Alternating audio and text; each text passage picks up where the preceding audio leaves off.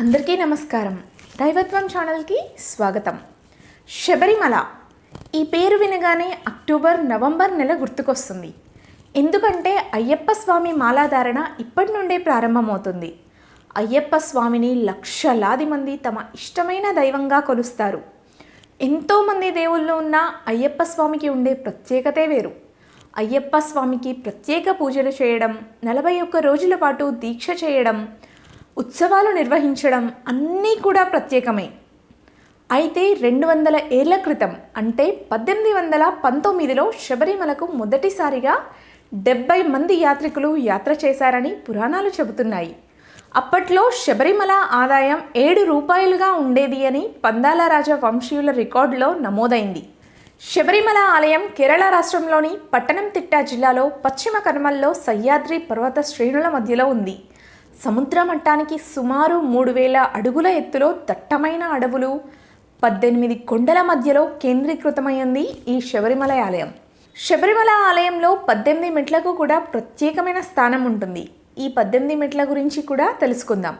మొదటి 5 మెట్లు పంచేంద్రియాలకు సంకేతం, ఆ తర్వాత 8 మెట్లు అష్టరాగాలకు సంకేతం, అనంతరం 3 మెట్లు కూడా సత్యం, తామసం, రాజసానికి సంకేతం. ఈ త్రిగుణాలు బద్ధకాన్ని విడిచిపెట్టాలని సూచిస్తాయి.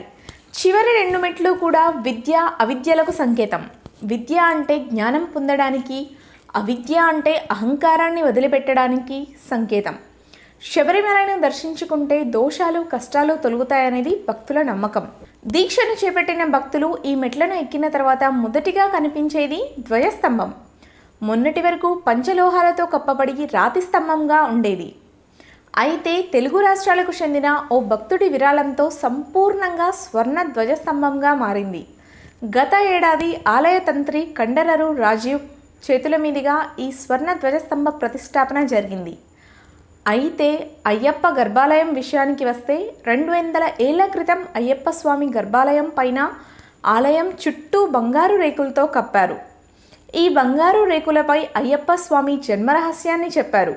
పిల్లలు లేని పందలరాజుకు బాలుడి రూపంలో అడుగులు అగుపించడం, అయ్యప్ప స్వామిని తన కుమారుడిగా పెంచుకోవడం, అయ్యప్ప స్వామి తన తల్లి ఆరోగ్యాన్ని బాగు చేయించుకోవడం కోసం పులిపాల కోసం వేటకు వెళ్ళడం, యోగ ముద్రలో చివరిసారి అక్కడ అయ్యప్ప కొలువు తీరడం లాంటి చరిత్రనంతా కూడా బంగారు రేకులపై లిఖించబడి ఉంది. అయ్యప్ప స్వామి దీక్ష వేసుకొని మాల ధరించేవారు 41 రోజులు కూడా నియమ నిష్ఠలతో అన్ని రకాల ఆచారాలు పాటిస్తూ అయ్యప్ప స్వామి దీక్షను కొనసాగిస్తారు. ఇలాంటి మరిన్ని విషయాల కోసం దైవత్వం ఛానల్ని సబ్స్క్రైబ్ చేసుకోండి.